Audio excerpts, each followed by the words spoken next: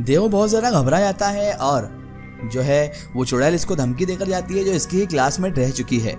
वो रूह जो इससे अपनी हवस भी पूरी करना चाहती थी और इसे हमेशा के लिए अपना बनाना चाहती थी, वो रूह इसके बुरी तरह से पीछे पड़ चुकी थी और उसने कह दिया था कि अब की जो अमावस की काली रात है वो तुम्हारी जिंदगी की आखिरी रात होगी, क्योंकि इस रात आत्माओं की ताकत बहुत ज़्यादा बढ़ जाती है। इसके बाद अमावस की काली रात में होगा हमारी रूहों का मधुर मिलन। इतना कहकर तृप्ति जो कि आत्मा होती है उसकी रूह हंसती हुई वहां से चली जाती है। देव बहुत ज़्यादा घबरा जाता है, उसको तो समझ में नहीं आता कि वो अब क्या करे, अपने आप को इस आत्मा से कैसे बचाए। देव घबरा जाता है और अपनी पत्नी वर्षा को फोन लगाता है और उससे कहता है वर्षा। वर्षा जैसे ही वर्षा फोन उठाती है तो इसकी घबराई आवाज सुनकर बोलती है हेलो हेलो, हाँ जी कैसे हो देव। देव कहता है मैं ठीक हूँ, तुम कैसी हो वर्षा। तो वो कहने लगी मेरा क्या है, मैं तो मायके में और ऐश कर रही हूँ, सेब काटते वक्त जरा चक्कू लग गया है, उसी पर बैंडेज लगा रही हूँ। तुम बताओ देव तुम कैसे हो और तुम्हारी आवाज इतनी घबराई हुई क्यों लग रही है। तभी देव कहता है कि कुछ नहीं वर्षा, तुम अपना ख्याल रखना। वर्षा वैसे वो तुम्हें कॉलेज वाली तृप्ति याद है ना। तो वर्षा कहने लगी तुम्हें आज भी कॉलेज की लड़कियां याद आ रही हैं, बड़े बेशरम हो तुम देव। उसे लग रहा था कि देव मजाक कर रहा है, लेकिन देव जिस मुसीबत में था उससे तो वो खुद ही वाबस्ता था कि वो कितनी बड़ी मुसीबत में फंस चुका था। तो उसने कहा अरे वो जो तृप्ति थी ना जिसने नस काट ली थी। वर्षा कहने लगी हाँ हाँ तो क्या हुआ ये तो बताओ देव, आगे तो बोलो कि क्या उस लड़की का क्या। देव ने कहा उसका भूत मेरे पीछे पड़ा है। वर्षा हंसी और कहने लगी हाँ तो अच्छा है ना, जिंदा कोई तुम्हें मिलता नहीं है तो चुड़ैल के साथ ही इश्क लड़ाओ। देव कहने लगा प्लीज समझो यार, मैं मजाक नहीं कर रहा हूँ, कसम से तुम्हारी कसम। तो वर्षा फिर से मजाक में कहने लगी अच्छा जनाब, तो मेरे जाते ही वहां पर तुम्हारी मौज मस्ती शुरू हो गई और तुमने दिन में भी शराब पीना शुरू कर दी है। रुको, लॉकडाउन खत्म होते ही मैं फौरन आती हूँ, आकर तुम्हारी खबर लेती हूँ। और इतने में ही कहकर वर्षा फोन काट देती है। वर्षा के फोन काटते ही देव और ज्यादा घबरा जाता है और वो सोचता है कि यार अब इसे कैसे यकीन दिलाऊं कि मैं कितनी बड़ी परेशानी, कितनी बड़ी मुसीबत में फंस चुका हूँ। इसे समझ में नहीं आ रहा, ये मजाक में ले रही है कि मेरे पीछे सच में आत्मा पड़ी है और उसकी आत्मा पड़ी है जिसने नस काटी थी। तृप्ति की आत्मा मेरे पीछे पड़ चुकी थी, लेकिन मेरी बीवी को ये बात समझ में ही नहीं आ रही थी। उसने तो मजाक समझकर मेरा फोन काट दिया, उसको लगा कि मैं उसको परेशान कर रहा हूँ। उसके फोन काटने के बाद देव की घबराहट और ज्यादा बढ़ चुकी थी। अपने सबसे करीबी दोस्त रितेश को ही फोन लगाना उसने सही समझा। उसके बाद देव अपने सबसे करीबी दोस्त रितेश को फोन लगा देता है और उसे फोन लगाकर घर बुलाता है और फोन पर देव की घबराई हुई बात सुनकर जो रितेश होता है वो बहुत जल्दी भागते हुए देव के घर आ जाता है। रितेश जैसे ही उसके घर आता है तो रितेश को देखकर देव रोने लग जाता है और आकर उसके गले लग जाता है। रितेश उसे हिम्मत बढ़ाते हुए कहता है क्या हुआ मेरे भाई, तू इतना घबराया हुआ क्यों है और तूने फोन पर भी ठीक से बात नहीं की, आखिर बात क्या है, क्या माजरा है, तू इतना घबराया हुआ क्यों है भाई, मैं तेरे साथ हूँ तो फिक्र मत कर और ये रोना धोना बंद कर, मुझे बता कि क्या परेशानी है, हम दोनों मिलकर उसका कोई ना कोई उपाय लगा ही लेंगे दोस्त, तो इतना फिक्र मत कर। तू नहीं जानता कि हमने कितनी सारी परेशानियों का साथ में सामना किया है। तब जाकर रितेश की इस हौसला अफजाई को देखकर देव में थोड़ी हिम्मत आती है। वो अपने आप को शांत करता है और उसके बाद पूरी घटना का वृतांत, पूरा वाकया अपने दोस्त रितेश को बता देता है कि किस किस तरह से तृप्ति की आत्मा उसके पीछे पड़ चुकी है और उसने साफ साफ धमकी दे दी है कि ये अमावस की रात देव की आखिरी रात होगी। उसके बाद वो उसे अपने साथ ले जाएगी और उनकी रूहों का मिलन हो जाएगा। और फिर देव रितेश को सारी घटना चक्र वृतांत उससे बताता है। रितेश बोलता है भाई देख, आज के समय में तेरी इस बात पर कोई यकीन तो नहीं करेगा, मगर मुझे तुझ पर पूरा यकीन है। यहाँ से लगभग 150 किलोमीटर दूर काली पहाड़ियाँ हैं जहाँ बहुत ही जाने माने तांत्रिक हैं, उन्हीं के पास चलते हैं। तो उसने कहा हाँ हाँ, मुझे भी लगा ही था कि तुझे कुछ ना कुछ रास्ता तो मिल ही जाएगा मेरे भाई, चल हम सुबह चलेंगे वहाँ पर, कल सुबह ही हम चलते हैं।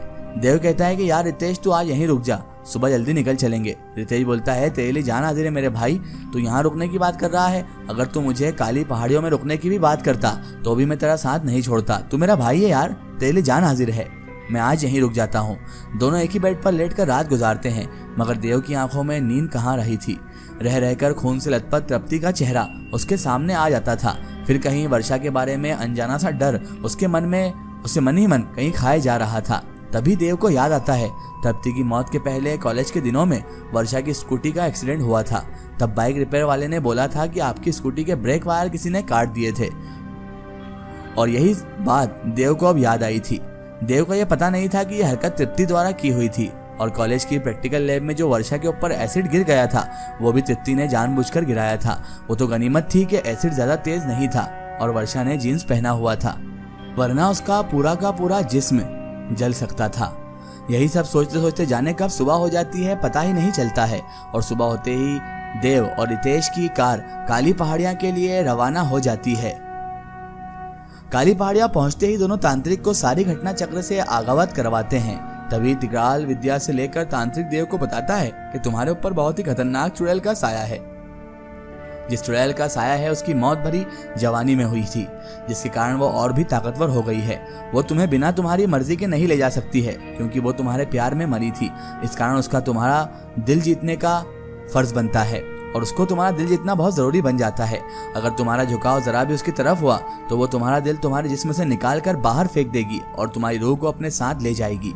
देव निवारण का उपाय पूछता है। तांत्रिक बताता है, इस महीने की अमावस तक अगर तुम खुद को बचा ले गए तो ठीक है, वरना तुम्हारी मृत्यु तो सुनिश्चित है। तुम्हें फौरन अपनी पत्नी को बुलाना होगा, जिससे ज्यादा से ज्यादा समय तक तुम अपनी पत्नी के साथ रह पाओ और उस चुड़ैल के बारे में ना सोचो। और हाँ, जैसा कि मैं देख पा रहा हूँ तुम्हारे बेडरूम की अलमारी में एक डायरी रखी है, एक सूखा हुआ गुलाब का फूल रखा हुआ है, और वही गुलाब का फूल रखा हुआ है उसमें पंखुड़ियां रखी हुई हैं जो काले जादू से अभिशापित हैं। उसे उस चुड़ैल से बनी लड़की ने तुम्हें तब दिया था जब वो जिंदा थी।